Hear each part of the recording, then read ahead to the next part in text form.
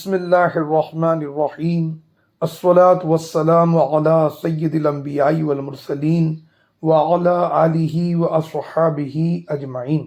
ایک مرتبہ حضرت خواجہ ذوالنون مصری رحمۃ اللہ تعالی علیہ اپنے مریدوں کے ساتھ عقل مندوں کی محفل میں گئے۔ آپ نے ان عقل مندوں سے فرمایا، مجھ سے سوال کرو۔ ان لوگوں نے آپ سے پوچھا کہ حضور سب سے زیادہ عقل مند کون ہے؟ حضرت ذوالنون مصری رحمۃ اللہ تعالی علیہ نے فرمایا، میں ہوں۔ پھر ان عقل مندوں نے دوسرا سوال کیا کہ سب سے زیادہ احمق اور جاہل کون ہے؟ حضرت ذوالنون مصری رحمۃ اللہ تعالی علیہ نے جواب دیتے ہوئے ارشاد فرمایا، وہ بھی میں ہی ہوں۔ ان لوگوں نے کہا، حضور اس کا کیا مطلب ہوا کہ جاہل بھی آپ، عقل مند بھی آپ؟ حضرت ذوالنون مصری رحمۃ اللہ تعالی علیہ نے فرمایا، سب سے زیادہ اپنے عیبوں کا جاننے والا میں ہوں، لہٰذا عقل مند ہوں، اور دوسروں کے عیبوں کو بالکل نہ جاننے والا بھی میں ہی ہوں، اس لیے جاہل ہوں۔ اے عاشقان رسول، معلوم ہوا کہ اپنے عیبوں کا عالم اور دوسروں کے عیبوں کو جاننے سے جاہل ہونا چاہیے۔ اللہ رب العالمین جس کے ساتھ بھلائی کا ارادہ فرماتا ہے اس کو اپنے عیبوں سے آگاہ کر دیتا ہے۔ اور یہ جو ہماری شکایت ہوتی ہے کہ ہم نماز تو پڑھتے ہیں لیکن نماز میں دل جمعی حاصل نہیں ہوتی، ذکر کرتے ہیں، ذکر کی حلاوت نصیب نہیں ہوتی، عبادت کی مٹھاس نصیب نہیں ہوتی، اس کا علاج کیا ہے؟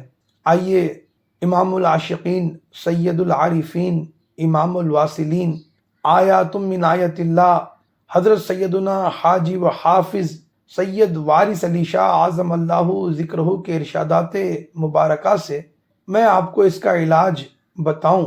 چنانچہ حضور قبلہ عالم سرکار وارث پاک عالم نواز عالم پناہ اعظم اللہ ذکرہ کی خدمت بابرکت میں ایک تہبند پوش حلقہ بگوش نے عرض کیا کہ سرکار، حسب ہدایت آخر شب میں ذکر کرتا ہوں، یعنی رات کے آخری حصے میں ذکر کرتا ہوں، مگر ایک سوئی حاصل نہیں ہوتی، دل جمعی نہیں ہوتی۔